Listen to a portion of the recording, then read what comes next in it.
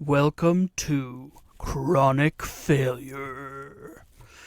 On this episode of Chronic Failure, the Chronic Failure reads Part 2 of The Baby. Honestly, I don't really like that title.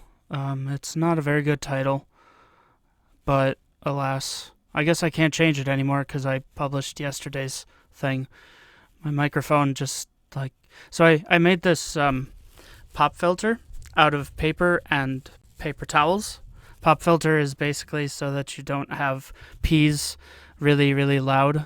Or like peas and bees and those explosives. But the problem is that because of how close I get to the mic in order to actually be heard, it's just going up and down and up and down and up and down because my beard is touching it. Yeah. First world problems. Am I right? First world problems. So, today I'm going to be reading part 2 of The Baby. Again, I don't know if I like that title, but we'll keep going. On yesterday's vlog, and in case you haven't watched it, go to this link. I don't know if this will work. I'm going to point to it, and we will see if this actually works. It would be really cool if it did, but honestly, it might not. So just a hint, it does not actually work to do that.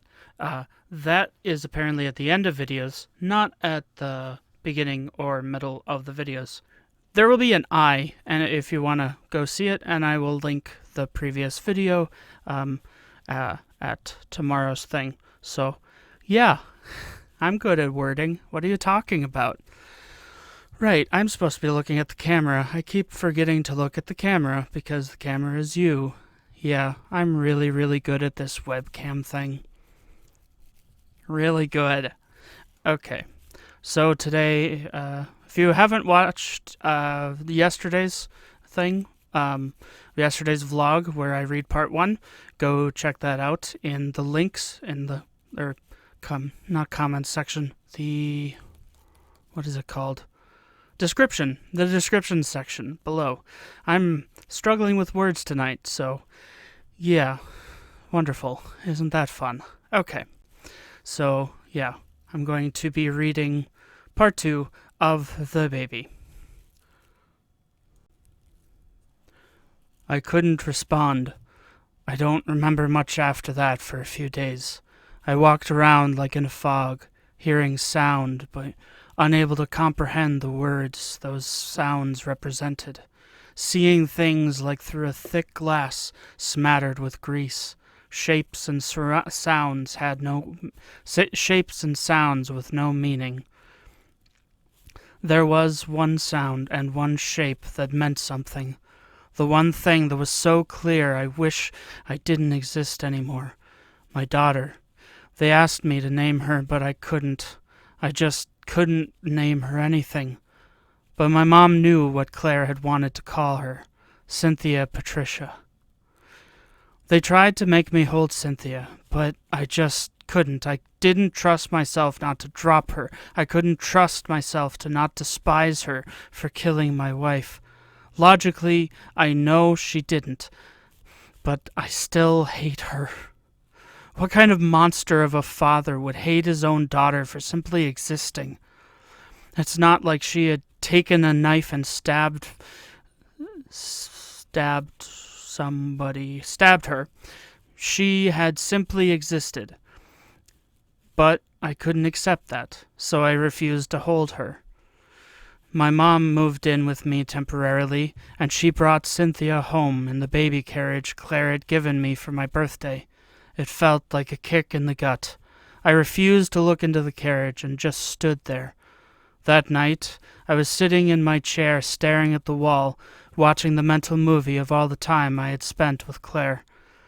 "We need to talk," my mom said sternly.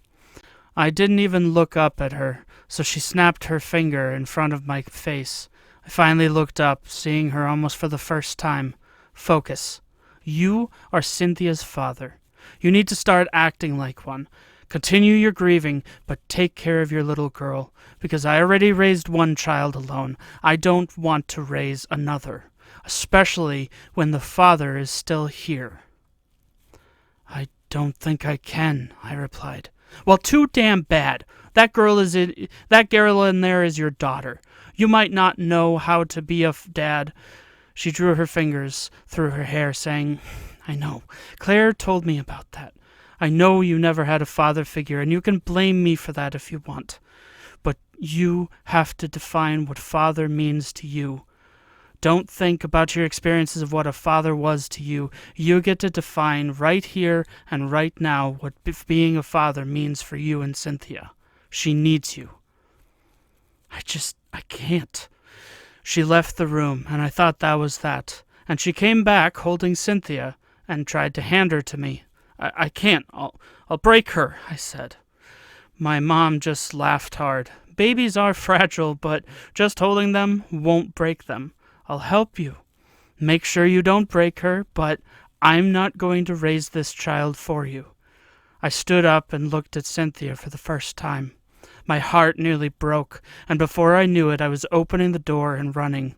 I ran for several blocks before I finally stopped and realized what I was doing.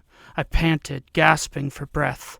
Her face, her nose, those gushing brown eyes. Such curiosity in every expression, even as she slept.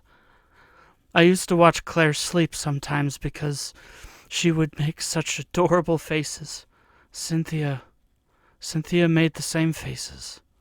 When I finally got the courage to go back home, my mom was sitting in my chair. Cynthia wasn't in the room. She stood up and beckoned to me to follow her. "Do you remember how I taught you to swim?" Yeah, you had me get in the pool." She held up a wagging finger. "That's not the full story. I thought bringing you in through the shallow end might work, having you dip your toes in, get used to the water. But you've always been the kind of person who needs to go into the water through the deep end. So I'm going to give you that, right now." "What are you talking about?" I asked, hesitation deep in my voice. I knew that tone she was using. It was that mom-perfected disappointment that hurts you to your core until you give in. We walked into Cynthia's nursery. You don't want to hold her? Fine. Then you'll change her diapers." Oh, God. I never knew a baby could poop so much, or that wiping poop became never-ending.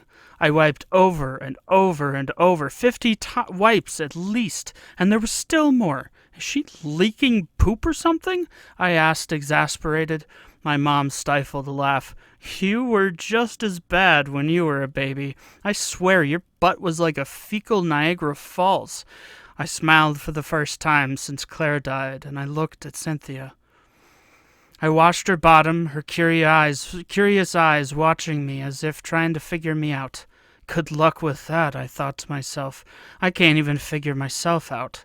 But then the realization that I wasn't doing this with Claire would hit me again, and I would look down at her and see my wife's killer. I kept vacillating between the two emotions of love and hate. I felt so much shame for hating a baby. I mean, what kind of monster would hate a baby? Me. And what kind of dad would a monster be? "How do you feel?" my mom asked. "Like I just mopped up a bunch of shit." "Well, you pretty much did, and you will do that many, many more times. Alone." "Ouch. Well, I'm here, but—" "I get what you're saying. You wish Claire were here." Tears threatened again, but didn't come. Several months later, on my birthday, my mom and I had a small celebration, just Cynthia, her, and me. Cynthia was on my mom's lap. I still hadn't had the courage to hold her yet. My mom looked slightly nervous. She was holding a box in her hand and looked like she was wondering whether she should give it to me or not. "What did you get me?" She slid the box to me. I opened the box, and inside was a card. It felt like the bottom of my stomach fell out as I read what was written on the card. My father's name, followed by an address and phone number. "What?" was all I was able to get out. Claire wanted you to have this. She knew you were struggling with what it meant to be a father. She thought this might help bring you some closure. So she searched online and found your father's contact information. I probably shouldn't have given it to you because you're going through so much already. You don't need to deal with his crap. I just stared at the card, memorizing every detail of it. This was Claire's present to me. She wanted me to be a good dad. I thought I would be a good dad. I cleaned Cynthia's diapers, but was that really what it means to be a good dad? And I'll leave it at that for today's part of the story. Tomorrow we'll wrap it up with part 3 of The Baby. Thank you for watching this video. If you liked it, please consider liking, subscribing, and commenting. But only if you'd like to. You don't have to if you don't want to. If you liked it, you might also like one of these other videos. I don't know, maybe I'd like it, maybe I wouldn't. Bye.